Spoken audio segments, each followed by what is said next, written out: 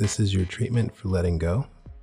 So much of life is holding on, but there are times when letting go and getting out of our own way is so important.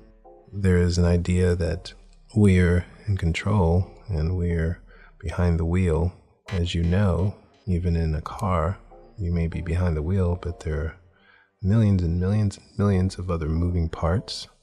So it is with life.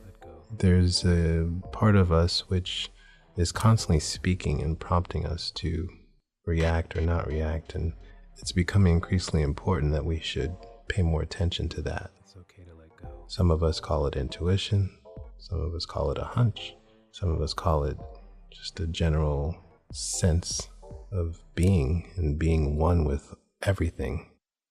I read a few things that have stuck with me that I use when it comes to letting go, when I feel that I'm spinning and spinning and everything else is spinning and spinning around me out of my control. The first thing I do is apologize.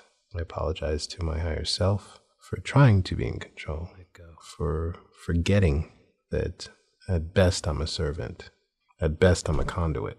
And so being a conduit, feels good. Life can flow through me and it can do so unimpeded. Feels good. When I do try to manage and steer every inch because I feel strong or I feel capable or I feel like someone that is moving and shaking, I'm quickly reminded that that strength and that place that I had elevated or become elevated to came when I was being a conduit and when I let go.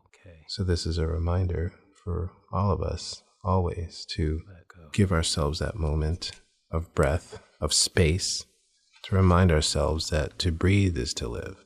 But life is neither to be confused with the act of breathing nor with air itself. Life actually has its origins in an element much subtler than air, and for which air is a food. So more importantly than breathing, it is that recognition.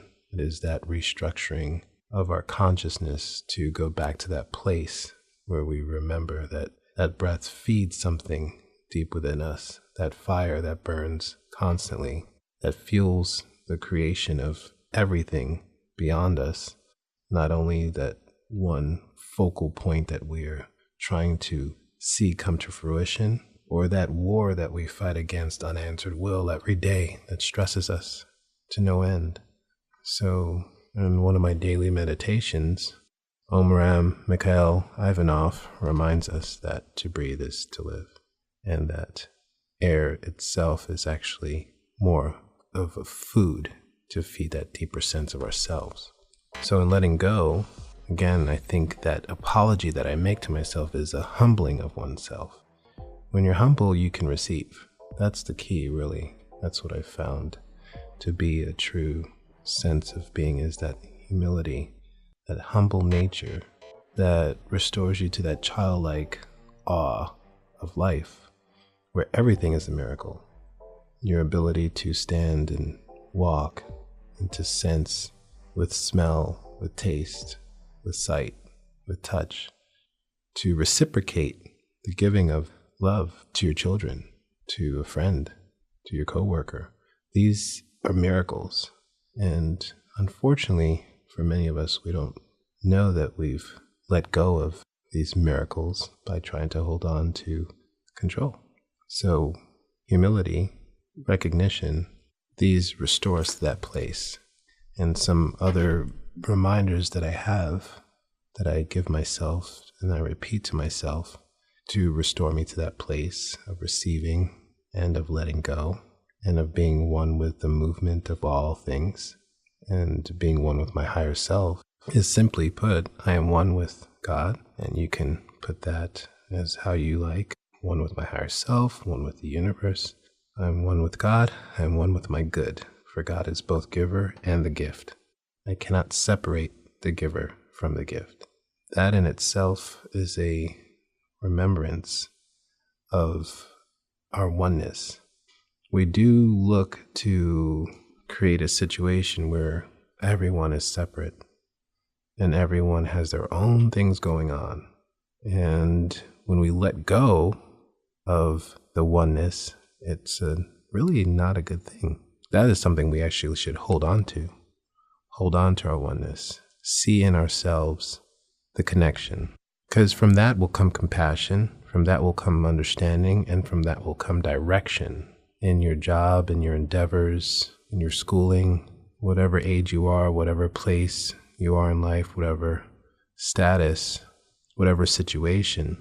Acceptance and letting go of control is one and the same, but more importantly, that recognition that we are one restores us to a place of power and might and beauty and youth, wealth, prosperity, perfect health.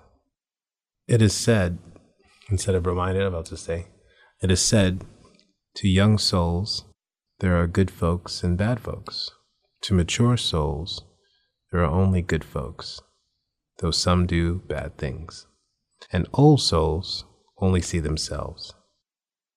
That's profound and true and real. The more we open to life, the more we see that sense of namaste, for in us is burning the same light. And that is our true connection. Doesn't mean that we are meant to dismiss all situations and be blind to the prompts that tell us where to go and where not to go, who to be with and who not to be with. These are also very important because we see in ourselves others, and we see in others ourselves.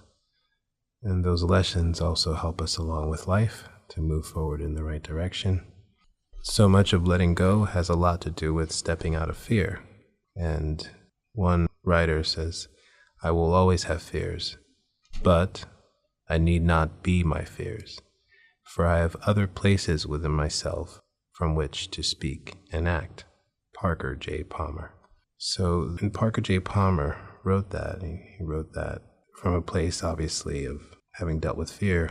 And so much of the control factor is the fear of what might happen if we were to let our guards down, what would happen if we were to let someone else handle an affair or a situation, what would happen if we walked away, what would happen if we stayed. Fear should not be the place from which we make action, from which we say our words, from which we dream our dreams. Fear should be a place that we should run from, a place that we should, if anything, tell ourselves that it is merely an opportunity to grow and to become more filled with love, more filled with patience, fill ourselves with positivity, fill ourselves with anything that will bring us out of that state, because no feeling takes over our lives more suddenly or more completely than fear. And that is something that I've been reminded of by a writer by the name of Mark Nepo, another great resource, the Book of Awakening. And so much of his battle of cancer came from a place of working through and dominating and overcoming fear. That was the main disease. That is the greatest disease of mankind. So when we think of letting go, when we think of moving forward, when we think of growth, when we think of achieving our dreams and being our greatest selves, and being that conduit to heaven on earth, being manifested in our very lives in this form, in this place, in this now, let go of fear. Let go of doubt. Let go of those things which are of our lowest selves in order to rise above and to reach greater heights.